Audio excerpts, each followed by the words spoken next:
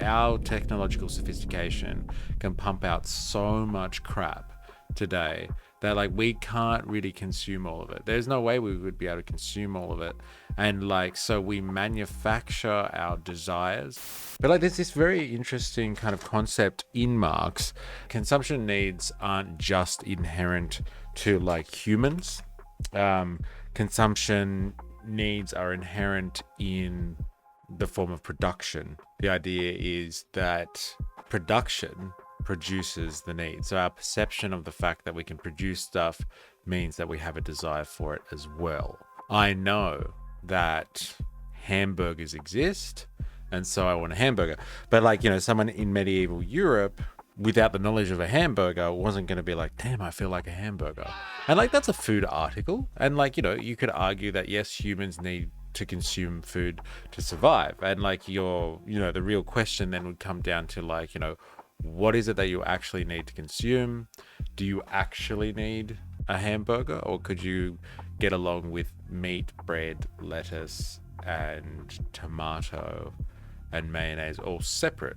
Like maybe something, someone in a feudal society could get access to that. In medieval Europe could get access to those separate things, but they wouldn't desire a hamburger. They just desire a meal of some sort that we wouldn't be aware of. And maybe they had stuff that like, we don't know whether to consume now or desire now because we don't live in that form of production anymore. I think Marx would like try to pin kind of the departure point or the starting point of an analysis of the consumption production life cycle. He would pin that point of departure, the beginning point there, on production, which ultimately leads to consumption. And consumption is the point of finalization. So you realize the product.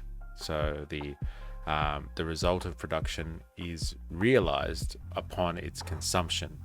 At every point between that, it's just traveling towards being consumed, and it doesn't become a product. Whatever is being produced by that mode of production doesn't become the product, doesn't realize itself as the product until the point of consumption. As we get to like, late stage capitalism or whatever you want to call it, there is kind of like more of a predominance on the production side of things as opposed to the consumption. So we're not thinking in like of an advanced capitalist society that has, ridiculously productive means of production now. Like our technological sophistication can pump out so much crap today that like we can't really consume all of it. There's no way we would be able to consume all of it. And like, so we manufacture our desires and our needs, which like people refer to as consumerism. That is manufactured by the apparatus of marketing. But like, the productive forces are so strong that like even with things like marketing and consumer culture and like rampant individualism, like there's no way of consumer demand or actual consumption meeting all of the productive capabilities of our societies, especially wealthy societies. I'm not talking about like developing nations here, though like they still have the same type of consumer traits, habits and desires as the advanced countries, because they consume their culture as well, and they look over the fence and they know what everyone knows what the Americans are consuming, everyone knows what the Chinese are consuming, and like those are big advanced economies, and like everyone can see and wants what they have. They're setting the standard there. There is this particular kind of sentence or concept that like he talks about. Okay, hunger is hunger, but the hunger gratified by cooked meat eaten with a knife and fork is a different hunger from that which bolts down raw meat with the aid of hand, tooth, and nail. Production thus produces not only the object, but also the manner of consumption. I think that's a really interesting point. So like, it's different having hunger, a consumption need, when you're, living in a fine dining society, as opposed to kind of, being almost a Neanderthal or something like that. as soon as consumption emerges from its initial state of crudity and immediacy. Okay, so this is that consumption that we're talking about, like basic human desire consumption.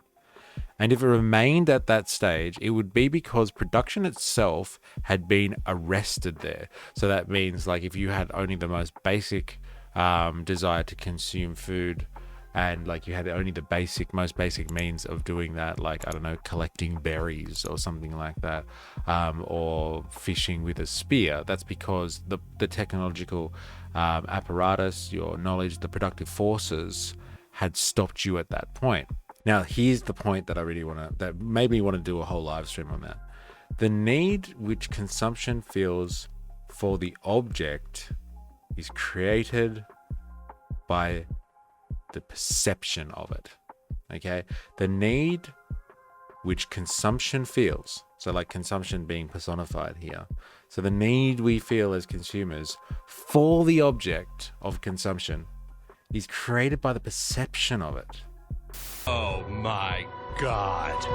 And so what does that mean? What does that mean for us living in a capitalist society, especially one where we've advanced to a point where the productive forces are so productive, like we were describing before, that like we actually overproduce. So like we talked in like a live stream on Monday about this idea that like American food production is so productive that they throw out or they discard $218 billion, not 218 million, $218 billion worth of food a year. And so like that proves this idea that we have the potential to be living in a post-scarcity world. Okay? Post-scarcity being this concept that, you know, we are moving beyond the fact that like we have limited supplies of things to meet an unlimited consumer demand. Well, like obviously the consumer demand has a limit, like based on, I don't know, the population size or people's perception of the objects of consumption. But like we're producing over here, and like actual consumer demand is down here. So we've reached a point where we are overproducing. So if we've reached a point in late stage capitalism where we're like way more productive than we could ever consume, like there's just not enough people to consume all of the products that like the wonders of late stage capitalism produces, then like it holds a lot of weight. This statement, I think, that Karl Marx makes here is that the need which consumption feels for the object is created by the perception of it. And so if you were a clever player in the capitalist mode of production, all you would need to do here is manufacture or try to tamper with the perception of the object of production. If you were able to get in there and tamper with our perception of objects and articles of consumption, then you could create a new need. And like I think that is a really powerful insight, again, from someone who's speaking about this stuff like 200 years ago, when like, you know, even in advanced industrial societies, people were still kind of like, you know, struggling to get by. They weren't, you know, exactly living lives of luxury like comparable people would be today. Like we have a lot of consumer articles and consumer goods by comparison to people of a similar social standing, you know, similar proletarians or working class people from 200 years ago. We have way more articles of consumption and luxuries. We're more comparable to people that were probably, you know, the ultra wealthy back in Marx's time, the way that, you know, the working class lives today. And like that's a kind of a product of like late stage capitalism and the rise of the productive forces and all that sort of stuff. Like it just produces a lot of crap, and like, but that crap has got to be pushed on in order for there to be a realization of profit. And so like the steps on the production process go kind of like, and they're not sequential, but like, you know, Marx does like to give kind of a point of departure and a point of kind of finalization. And like, so it goes production, distribution, exchange, and consumption. Okay. And so like, because we've got such productive forces in terms of creation of articles of consumption, we don't even have the ability now to, well, distribute, exchange all of it, and consume all of it. So like a lot of attention is given to the front end because of our amazing capabilities. But like the question is, how do you get people to consume more? Marketing is not just, I guess, not only about creating people's perception of consumer articles, but like making, like tampering with that perception to manufacture the desire for those things as well. So like, just because you know something exists doesn't particularly mean that you desire it exactly, but like if they're able to package up, like, you know, the messaging, so making sure you know about the product but also manufacturing your desire for that at the same time, I think that's effectively what marketing is all about. Like knowing is half the battle, like kind of thing, but like knowing and wanting when it comes to consumption and production is the holy grail. Now, if you like this video, give it a like and a comment, and subscribe for more.